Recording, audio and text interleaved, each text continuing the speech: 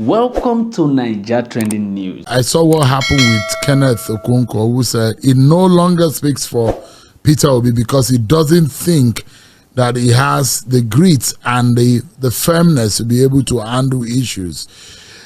Are you still with Peter Obi? Do you hold similar notion, or what do you make of that kind of situation where he thinks what is going on in the Labour Party needed a firm and a very, very strong handling, but he didn't see that that Peter Obi was able to handle that situation the manner in which he did. Are you also disappointed with what is happening in the Labour Party?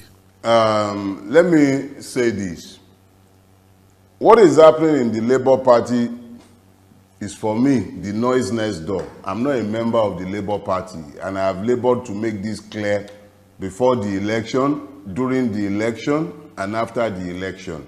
I have not concerned myself with what is happening in the Labour Party.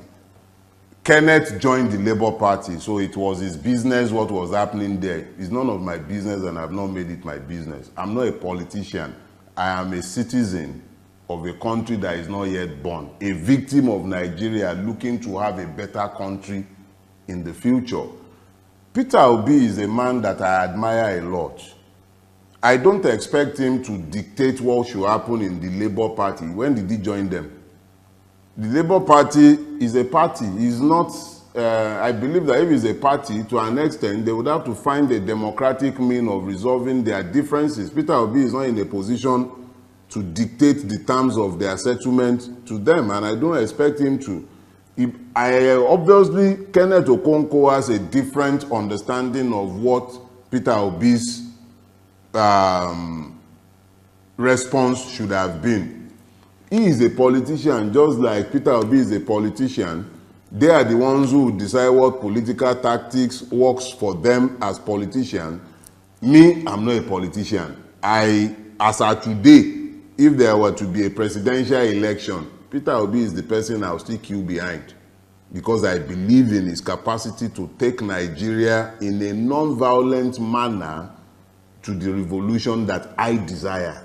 I wish to see Nigeria turn around, and I don't want to see that happening violently. And I believe that Peter Obi has the mass appeal and the capacity to unite this country behind a vision for a better future. That is the basis. As at today, I don't know what he might do tomorrow that might change my mind. I'm a free agent. It might be that tomorrow he decides to align himself with persons that I do not believe I can work with, people that I believe cannot bring anything good to Nigeria. And on account of that, I might decide, okay, hasta la vista, we can't work together. But as at today, barring any dramatic happenstance, I remain solidly behind Peter Obi, and I will continue to support him into 2027 if he's going to run, and if we have managed to reform our electoral system. Because any election without a reformation of our electoral system, I'm not interested. I mean, Kenneth Okonkwo went as far as saying, for 2027, Peter Obi, Bola Tinubu, Atiku should move aside. Like, or use, you are of the opinion that 2027, you are of the opinion that 2027, Peter Obi should realign or go back to the ring and still throw his hat and run again for president. That's your opinion, and that's your stand, isn't it? Let me put it this way. Peter Obi did not lose the last election. Peter Obi won the last election. INEC and the judiciary performed their magic. 2027, there will be no election without a reformation of our electoral system. If the electoral system is not reformed to ensure that beavers and electronic transmission from the polling unit becomes compulsory, I would not even bother to participate in that election, because you can be sure that Tinubu was not in power that ran and snatched and grabbed it. Already has the 2027 election result written. A Tinubu that will be busy appointing weakest man as electoral commissioner the most violent election rigger in Nigeria today, openly, is Wike. That is the person whose proxy was being appointed as that's a weighty allegation. Electoral commissioner. That's a weighty allegation. I said it because he's on video. Now I beg you, stop being politically correct. There are multiple videos and audios of Wike enforcing his political will in Rivers State over and above the sovereign will of the people of that state. Violently too. So this is not, please, I don't do beer parlor talk. No, because and when you need to balance things, you can. Are you suggesting? Okay, so let's turn it into an argument. I am saying here, my name remains Dele Farotimi, and I am saying that there are more than enough material online showing Wike violently suppressing the right of the people of Rivers State to elect their chosen representatives. And I am saying that his personal aide, his person, has already been appointed a resident electoral commission since Tinubu came to power. So how can you be talking about a free and fair election in 2027 when it's already a fait accompli that without consequential amendment of the Electoral Act, without a consequential reformation of our judicial system, the same madness that took place in 2023 will repeat itself in 2027. If we do not tell ourselves these basic truths ahead of time, how can we even hope that anything will change? We have to be unapologetic and unrepentant in pushing the truth in their eyes. As I've told you, the truth is both a sword and a shield. I love wielding it as a sword and smashing them on the head with it, and I don't care for their feelings.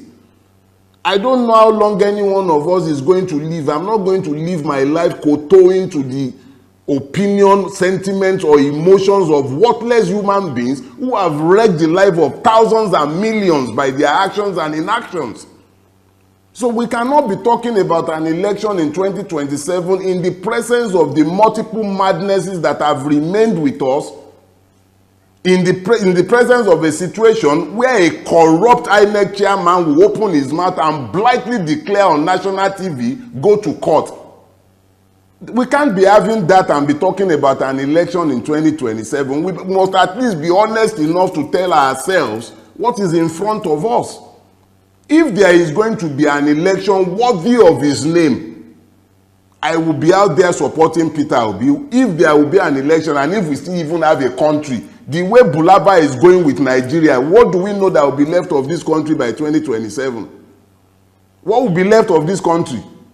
Anemia is being killed in his own domain after ransomware. And we are talking about 2027. An Oba was killed. 2 Obas, for instance, were killed in Ekiti for the other time. And we are still talking about 2027. You practically don't have a functional state again. Somebody is single-handedly, without recourse to any due process, the due process law be damned, the PPP law be damned, single-handedly without public tender of any sort, be awarding a road at 4 billion naira per kilometer. And you are still talking about a country. Why are we lying to ourselves? We must, even if they will not agree, we must be unapologetic in telling these truths. Whether we would have a country in 2027 is up in the air.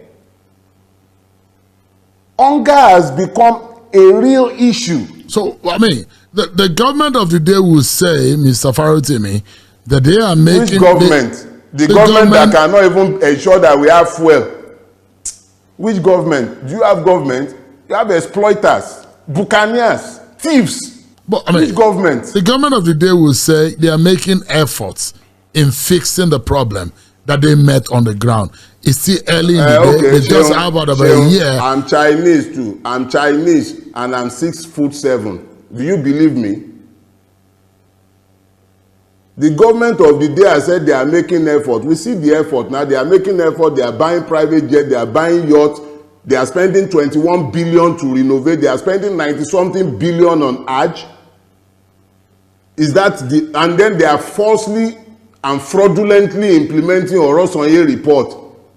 They are busy privatizing NNPC. We are busy refining in Malta and everywhere. We see the effort they are making. So I'm Chinese too, Sheung, and I'm 6'7". Do you believe me? So you don't see any good that this government has done since the last 1 year? Do you see it? No, I'm asking. You know, because I'm a journalist. I'm asking. I had no expectation of anything good from this government. Nobody steals power to benefit the people. It does not happen. I do not expect the mercies of a thief who has robbed me. I was not under any illusion whatsoever about this government. But when you say that the election was stolen, there are those who argue that the elections were fought. The candidate you're talking about came a distant third. The case went to court, and the first court of first instance went to the Supreme Court, and the court validated the outcome of the election as pronounced by INEC, and that the lawyers were unable to prove that the elections were rigged or fraught with irregularities.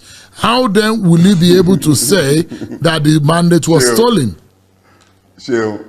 Let me say something, right? You know, the ICPC was set up by Obasanjo. ICPC said that as of 2018 to 2020, 9.45 billion was paid as bribes to lawyers, by lawyers to judges. I didn't say that. Justice Kayode just said judges are becoming billionaires because they are sitting on electoral tribunals. Dele Farotimi didn't say that.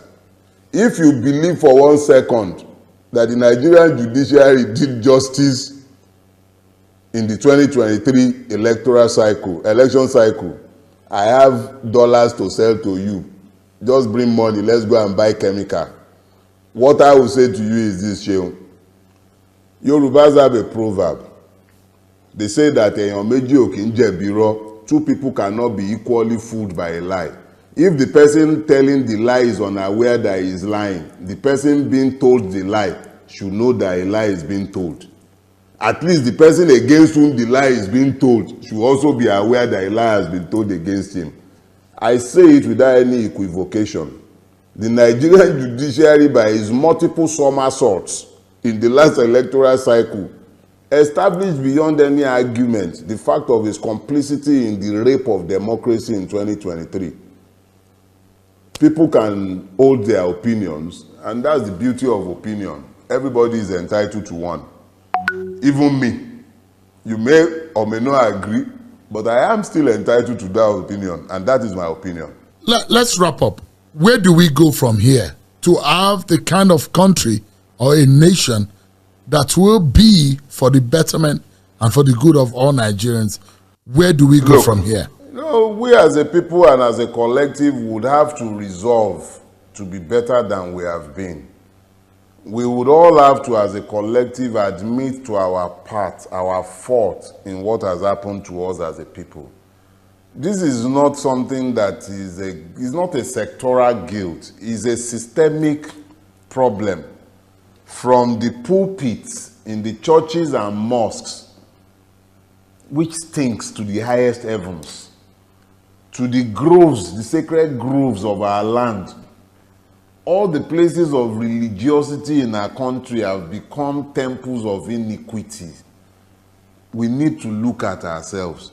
Me as a person, you as a person, we as a collective, we need to look at ourselves. It's very easy to point fingers at sectors, but the reality is that there is no part of our country that is free of putrefaction. It's a systemic collapse. If there is anything that would change, if anything would ever change, it would have to be that we as a collective with good leadership decide to try a different pathway. Outside of that, what will happen is that by the time Kekere Ekun is leaving, you will be asking me or someone else again if the new acting CJ would be able to change the system. No single person can change Nigeria. It will take the collective resolving that they are tired of where they are before anything would ever change in our country. It has taken the collective to normalize the madness that we have become acculturated to. And it will take a critical mass, if not a majority, if that madness is going to ever change.